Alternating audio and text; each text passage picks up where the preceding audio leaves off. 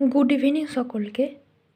आज के आमरा এই ভিডিওর মাধ্যমে শিখব কিভাবে 51 থেকে 59 পর্যন্ত সংখ্যার বর্গ আমরা গুণ না করেই সহজে করতে পারি। দেখো, আমি প্রথমে লিখেছি 56। 56 বর্গ করতে গেলে আমরা সাধারণত কি করি? 56 আর 56 লিখে সেটার গুণ করি এবং তার বর্গ বার করি। কিন্তু দেখো, এই ভিডিওর মাধ্যমে আমি তোমাদের শেখাবো যে কিভাবে খুব তাড়াতাড়ি আমরা 56 বর্গ বের করতে পারবো। দেখো, এককের ঘরে আছে 6।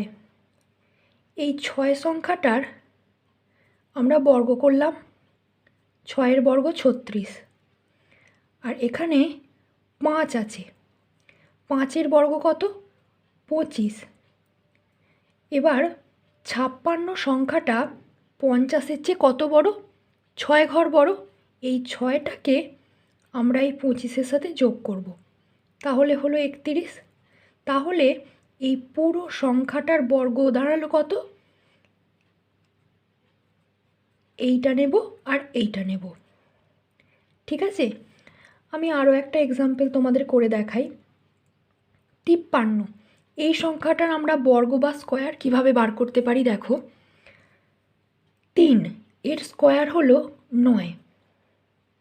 যখন এককের ঘরের অঙ্কটার স্কয়ার এক অঙ্কে বেরোবে তখন তার আগে একটা শূন্য বসিয়ে নেবে।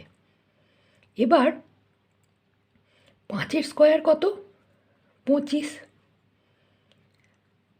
53 সংখ্যাটি 50-এর চেয়ে কত বড়? 3 ঘর বড়। তাহলে আমরা 3কে 25-এর সাথে যোগ করে নেব। কত হলো? 28। তাহলে এই পুরো সংখ্যাটার বর্গ কত হলো? 2809। বোঝা গেছে? এবার এই অঙ্কটার উত্তর কত হয় সেটা তোমরা আমায় কমেন্টে জানাবে। ঠিক আছে? আর ভিডিওটা যদি ভালো লাগে অবশ্যই কমেন্ট করে আমাকে জানাতে ভুলবে না।